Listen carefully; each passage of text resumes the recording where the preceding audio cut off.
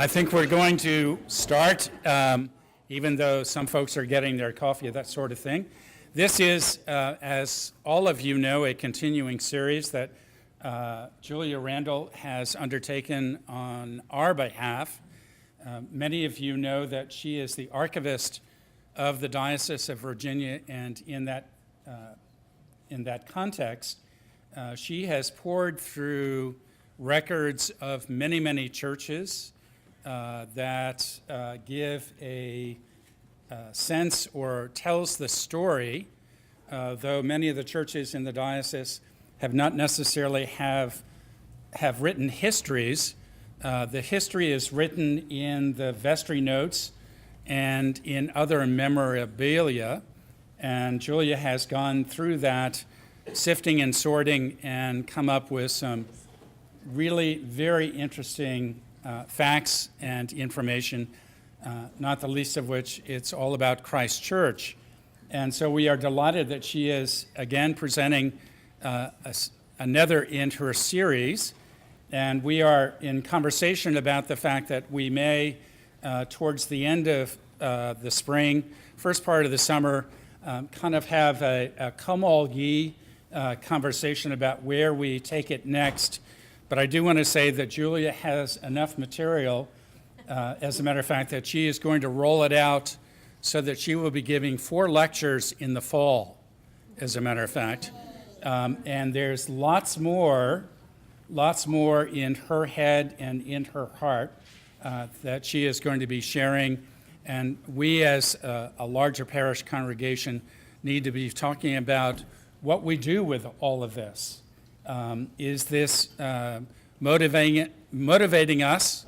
Is it changing us? Is it reminding us of some responsibilities and concepts that we need to enact as faithful Christians here at Christ Church in the 21st century? So we are so delighted that she has done this work and is willing to share it with us. Julia Randall.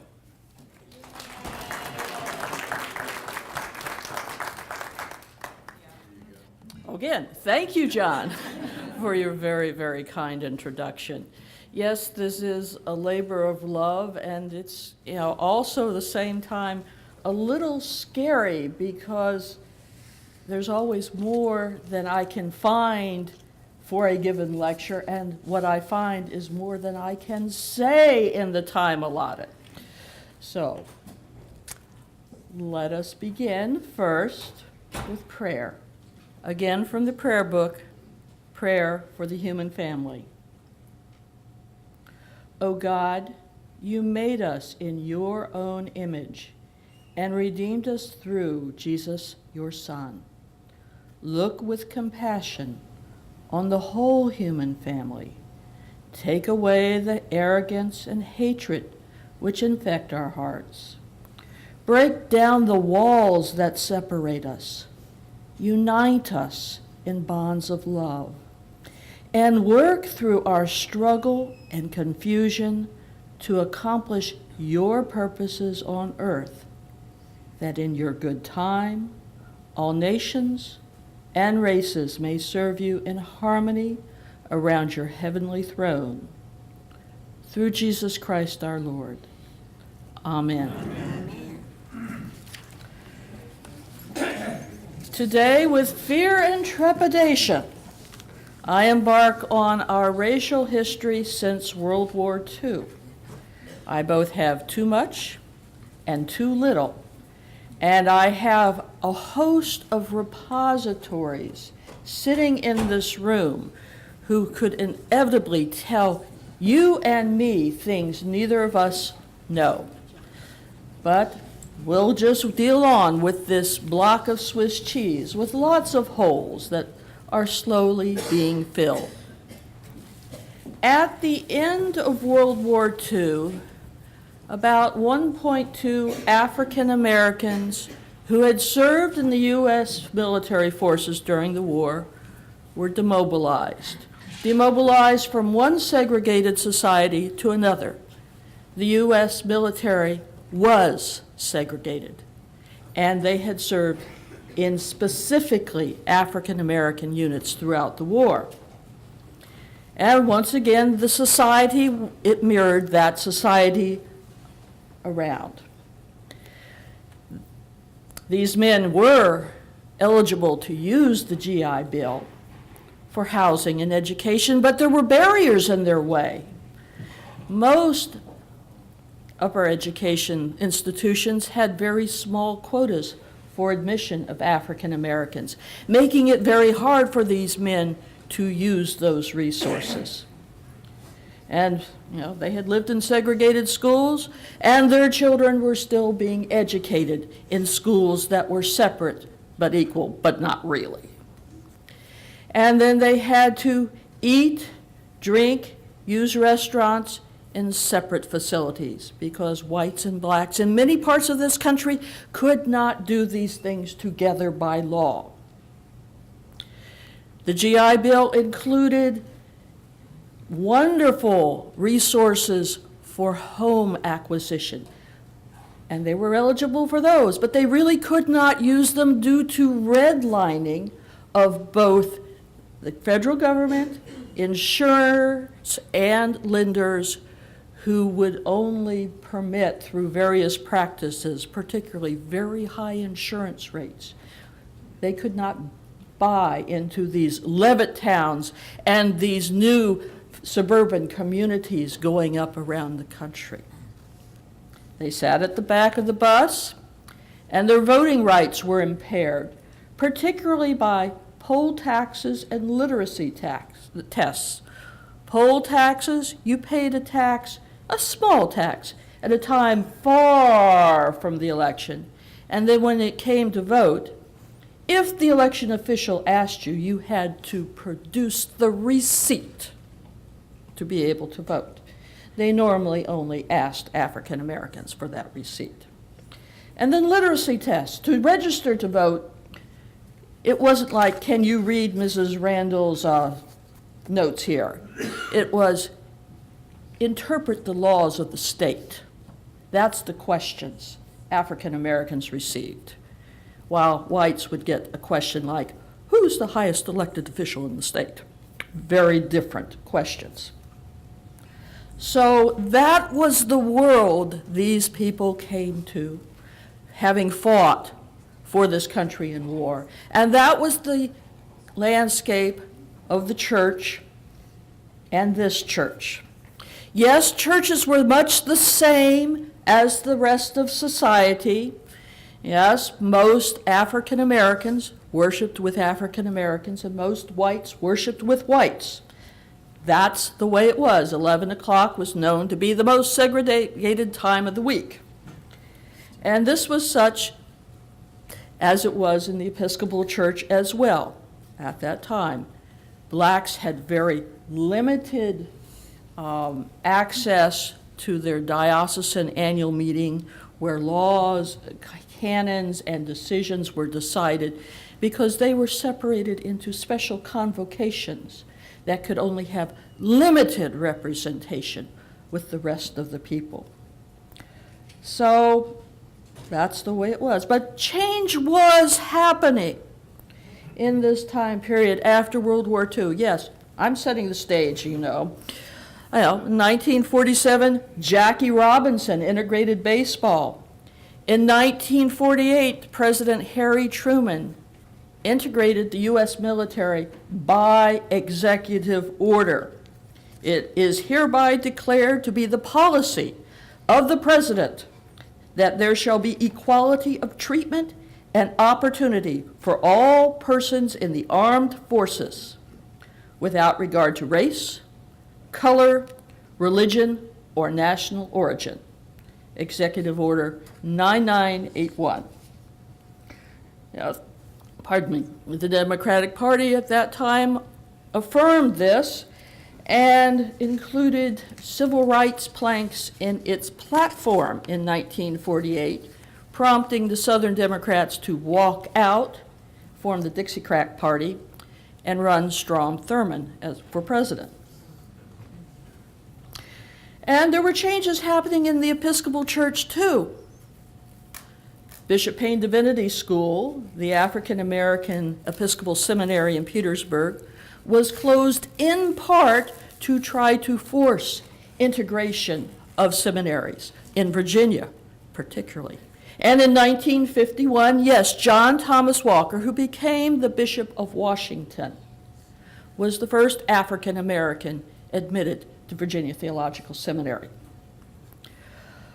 In 1954, South Carolina became the last Southern diocese to limit African American representation in its diocesan annual meeting.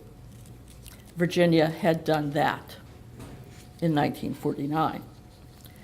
Yet, in 1959, a commission in the Diocese of Virginia found that only 6 churches in the whole diocese had included regular members of both races. That's where we start. But what about Christ Church? This is hard because we don't have a lot of records other than the vestry minutes. Unfortunately, in the 1980s, in a fit of cleanliness, some children of God of Christ Church threw out 2 filing cabinets of all records that were not vestry minutes and parish registers and other minutes, totally wiping out that resource of our story. Well, looking at these minutes, first, I note that Meade Memorial seems to have gone off our radar for quite a while. As I mentioned last time, in December of 1945, we officially gave ownership of the facilities of Meade Memorial to the diocese. And perhaps, we figured, okay, we've done our job, we have other things to do. I'm happy to say that the vestry minutes of 1948-1949 include no instructions about voting against the integration of the diocesan council, unlike when that creation of segregation was explicitly directed to be voted for in 1888-89. Why are the vestry minutes so quiet at this time on these topics? Well, we were building a new parish hall. This parish hall burned down twice. We were acquiring some property next door, which is under what is now the Fowler House. The rector's health was desperately declining. And there was, from the vestry minutes, a lot of chaos here and internal focus. In fact, the vestry minutes on the session immediately after the passage of Brown versus Board in 1954 focuses on an outreach we were embarking on, the sponsorship of a refugee family from Europe, displaced by World War II. That was a very big thing in the Diocese of Virginia in 54, 55, 56, and we were the first parish to make such a sponsorship. Now, there are 2 exceptions to this overview in the 1950s. First, the issue of General Convention 1955. It was slated to be in Houston, Texas. And that decision having been made in 1952, there had been an ongoing discussion like, that's a segregated city, how are we going to work this out? And ultimately, the Bishop of Texas could not guarantee to the presiding bishop that the delegates to General Convention would not be segregated in terms of housing and dining facilities. So in September of 1954, the presiding bishop changed the location of the 1955 meeting to a place where he could get integrated facilities. the hardship place of Honolulu.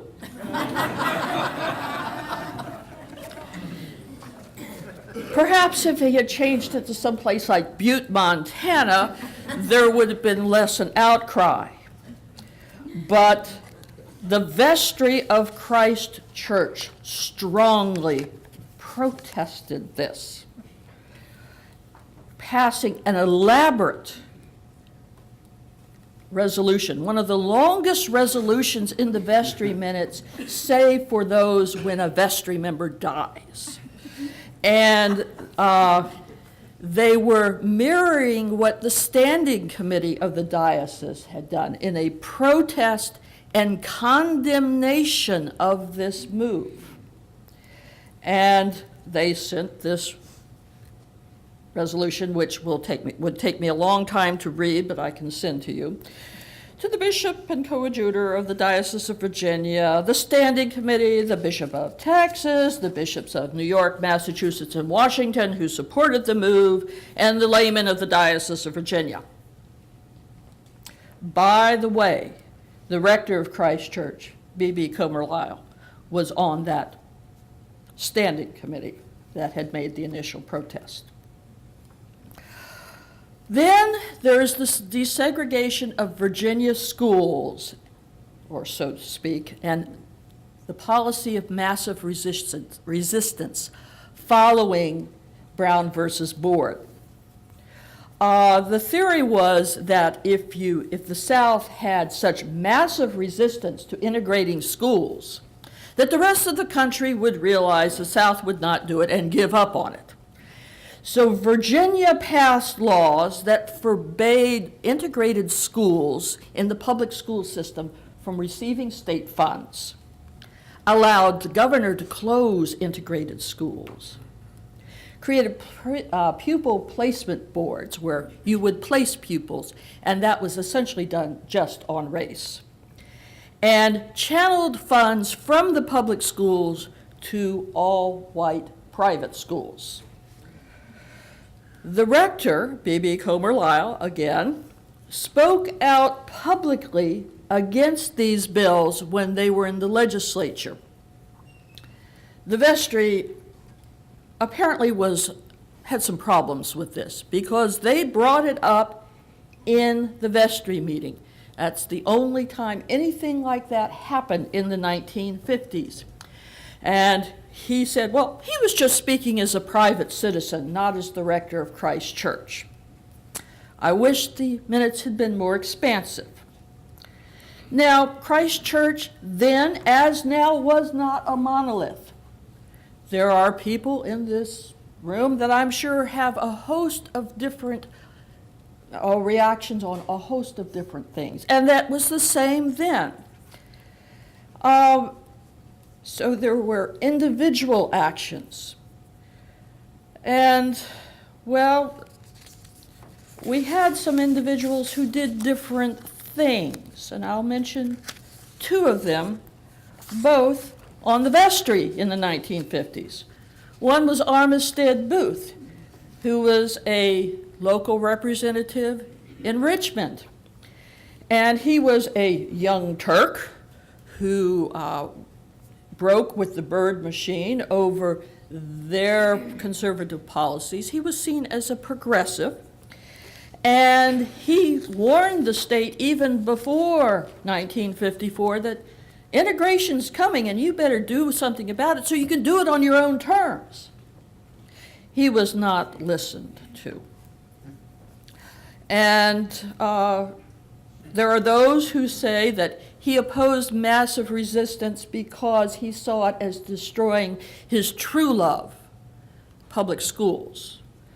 But the effect was he was a voice from this congregation, in this congregation saying, at least, massive resistance is not the way we should go. He offered a very conservative integration policy of his own, which was deemed too liberal. There was another vestry member, Albert Bryan Sr., for whom the Alexandria Courthouse was named in 1986. He was a U.S. District Court judge for the Eastern District of Virginia, and later became a judge on the U.S. Court of Appeals of the Fourth District. He had some movement in his jurisprudence, so to speak. In Brown versus Board, one of his decisions was one of those that was grouped into that and overturned by Brown versus Board. But then in 1959, he was the one who signed the court order saying these 9 black students who want to be admitted to Alexandria Public Schools must be admitted. And then in 1964, in Griffith versus the State Board of Education, his decision struck down the last vestige of massive resistance, state tuition grants to students attending segregated private schools. Army Booth ran against another Christ Church vestryman, Marshall Beverly, and in that election in 1959, in the primary, they were running against him. Army ran as the integrationist versus Marshall Beverly as the supporter of massive resistance. Well, then as now, there were a wide range of visions and opinions. Well, then there's the 60s and the early 70s. Bill Sidner became rector of Christ Church, and he has come down in many circles as a more activist person. And reading the vestry minutes of that time, you see evidence of more interaction with Meade Memorial. It's irregular, and that's kind of establishes the pattern that I think has gone forward ever since. But at times we did more, and other times we have done less together. In the 60s, at times, St. Paul's, Meade, and Christ Church did joint Lenten programs. There were periodic invitations to the Christ Church vestry from the Meade vestry to come have dinner with them. I hope they accepted. In 1966, 2 Meade parishioners asked Christ Church if they could have their wedding here, and the vestry explicitly approved the request. Then they go off the radar again. It could be because, well, there were problems at Meade, and there was a problem of what was going on in the national church. There was a movement by the diocese to close Meade down. That was very typical in the time of increasing integration. It was seen, okay, you have segregation of a white church and a black church near each other. You should integrate them. And in places where that did happen, usually what would happen is the blacks would go for a while and they would not be admitted into the leadership structure of the congregation, and they'd eventually go somewhere else. So by not closing Meade, for whatever reason, and I don't know the reason now, Meade Church did continue and is still here to provide ministry. Then there's General Convention Special Program. It was the Episcopal Church's effort to work with the civil rights movement. And it was formulated at General Convention 1967. The Episcopal Church was going to spend $3 million over 3 years to empower people of all races and all colors, to encourage their use of political and economic power for support of social justice and self-determination. And $500,000 of that was earmarked especially for groups, black groups, African American groups, seeking economic and political power. Grace grants were the main thrust, and they were not to be for groups that advocated violence, but a diocesan bishop had no veto over a grant given to someone in his own diocese. This caused a great reaction in many, many parts of the church. Keep in mind, this is the time where the African American community had the slogan of Black Power and very public desires and movements. And there were many whites who were frankly afraid. I remember my own parents shivering at the term Black Power. And they saw these grants going to people that they thought advocated violence. And there is some truth to that. And churches, dioceses, and churches were cutting their pledges. Well, the national church, okay, is funded by the dioceses, which are funded by the pledges of the churches.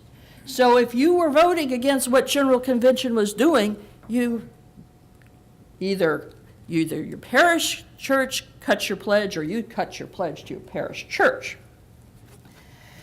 And churches in Virginia had been cutting their pledges since the passage of General Convention program in 1967. And vestries were very pointed about it. Vestry minutes of other congregations, even here in liberal Northern Virginia, their vestry minutes have just vituperative minutes talking about this program of the national church and how the national church had gone wrong. And they sent these resolutions around to the bishops, to what was then the executive board of the diocese, and at diocesan council, strongly protesting and voting with their dollars. And the diocesan budget teetered and teetered. Then came General Convention Special Program, Special General Convention of 1969, where, well, I've got to get his name right, Mohammed Kenyatta of the Black Economic Development Conference took over the microphone and demanded reparations. And this was all over the press with all sorts of misunderstandings and misreportings, and it created an incredibly inflammatory situation within the Episcopal Church. And people were upset, and Christ Church people were upset. Christ Church had maintained its pledging level through 1968 and 1969, very pointedly doing that. In 1969, we had to borrow money to make that pledge good, and our vestry did it. Well, Special Convention 1969 sent shockwaves through Christ Church as well. We did not send off any resolutions. We did not send nasty letters. Instead, first, we had one of the deputies to that convention, John Paul Causey, come and speak to our vestry. He is the father of the current chancellor of the Diocese of Virginia. And he told them, as someone who was there, exactly what had taken place. Asked them questions, and the vestry wasn't happy with what had taken place, but they were less unhappy. Unfortunately, there were pledges at Christ Church were plummeting. Was it General Convention Special Program? Possibly some of it. The vestry minutes also include discussion of problems in Christ Church making people drop or withdraw their pledges. They talked about the rector being a reason they were dropping or withdrawing their pledges. So Christ Church's income went down. And since your pledge to the diocese was based on a percentage of your income, Christ Church's pledge to the diocese went down. And they informed the diocese that, we can't borrow the money again. And apologized, the vestry apologized to the Bishop of Virginia for cutting its pledge. And in 1971, there were massive maintenance problems here that just sucked up the money, and we had to reduce our pledge again. Once again, the vestry was very clear to diocesan authorities that this is not our preference. We support the diocese, but we can't do it with our dollars in this fashion. And as my husband has pointed out to me, in part, Christ Church paid some of its diocesan pledge in kind, which is not reflected in the dollar amounts, because the rector decided he wanted his own place, and we allowed the suffragan bishop of the diocese to live in our rectory as part of our contribution to the diocese. Now, once again, a lot of things seemed to fall off the radar in the 70s. We were focused on our bicentennial. We were focused on prayer book revision, ordination of women, which was a particular topic of discussion, at least from the vestry minutes, within the congregation. So, and were we like many other parts of the National Society who thought that the civil rights movement had achieved its goals and all was well with the world? Maybe. Don't know. But many things seem to go off the radar. And then we come to the Anschutz years, basically the late 70s, 80s, and early 90s. Mark Anschutz, as rector, would personally, from the chancel, tell of his desire for a more integrated congregation. He wanted to see African American faces in his congregation. And when he left in 1993, thank you, dear. I was thinking, okay, when did I, well, yeah. 1992, in his farewell sermon, he expressed the lack of African Americans in the congregation as one of his sorrows for Christ Church and his tenure. Well, even with this going on at the chancel, there was once again people who had other ideas.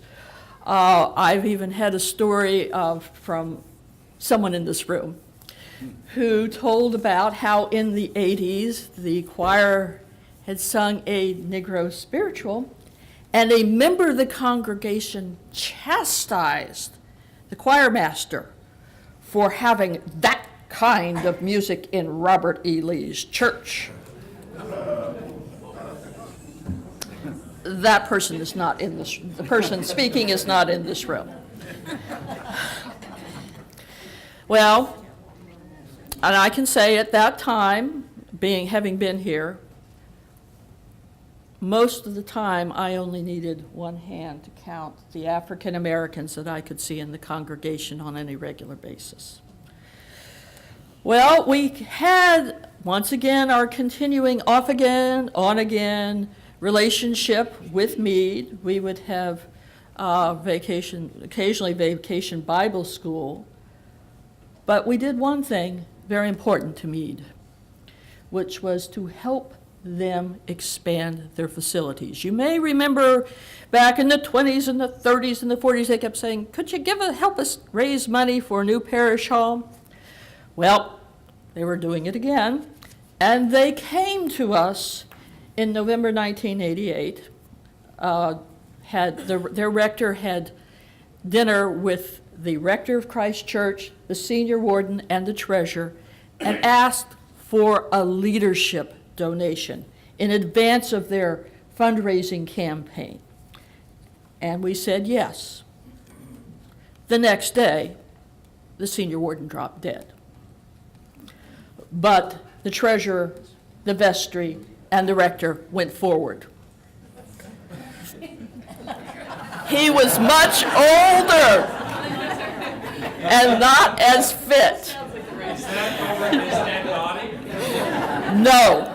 No, but it did, it did take place, and in those terms, Christ Church made a contribution over 3 years of $37,500 as a leadership contribution, which came from the outreach budget of the congregation. But it was about a 4% donation to what they needed.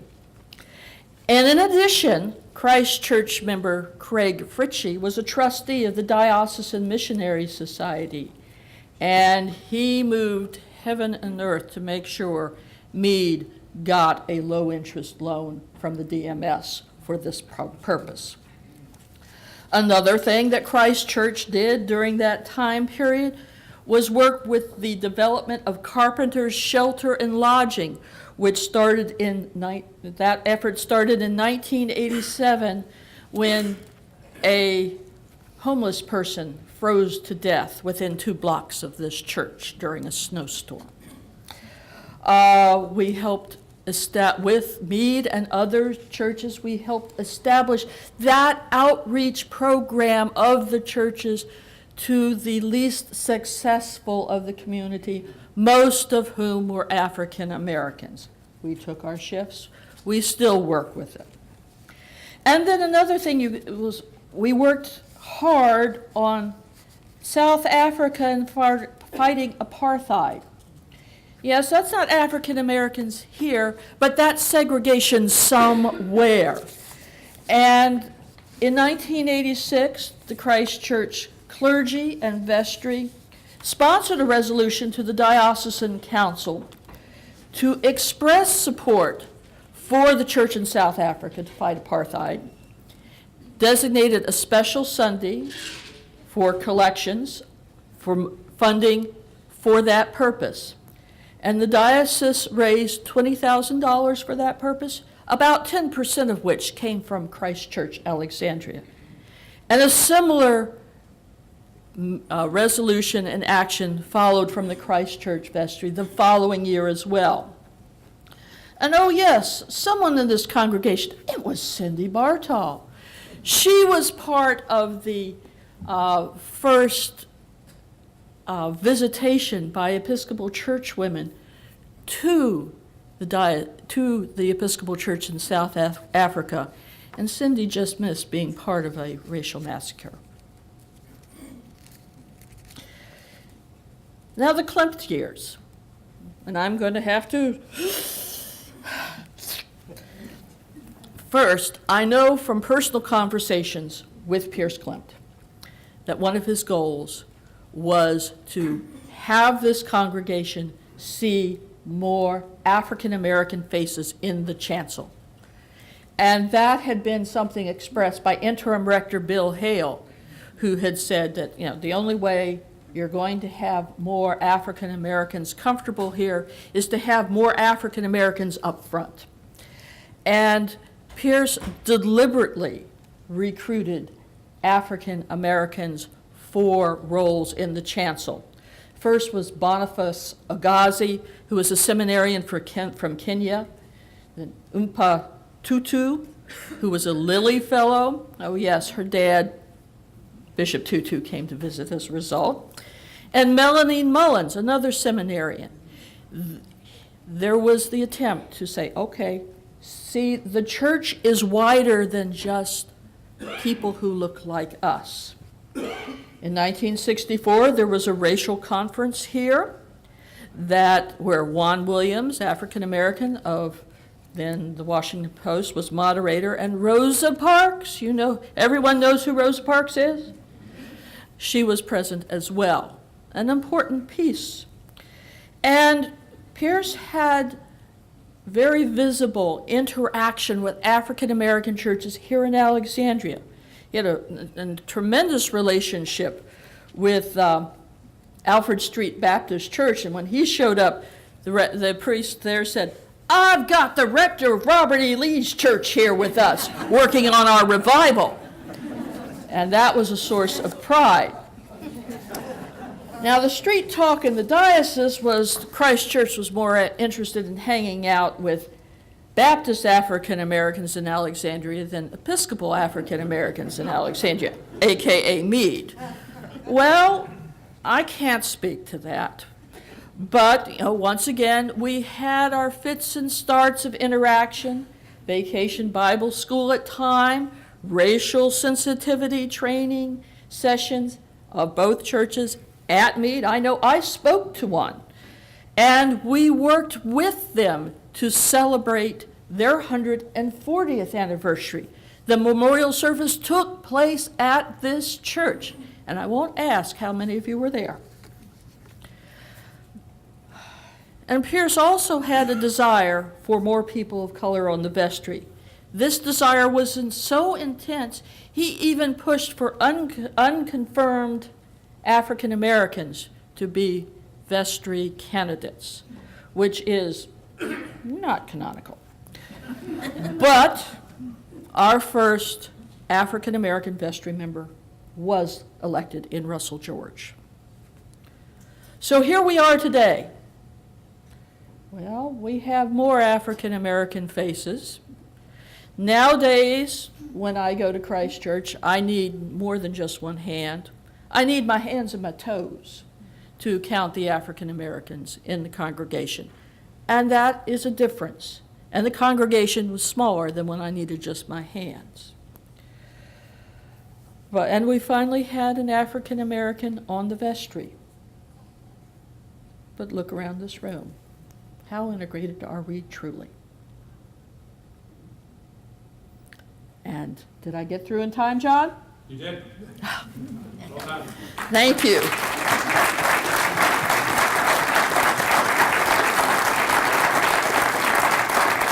There's more out there, and I'm sure I will find more. But this is an ongoing process. And I really appreciate your patience. And I really hope that if you have something that you remember or that you would like me to know, please email me. The easiest email for you to use is go on the diocesan webpage, go under staff and find it under my name. So. Thank you, Julia.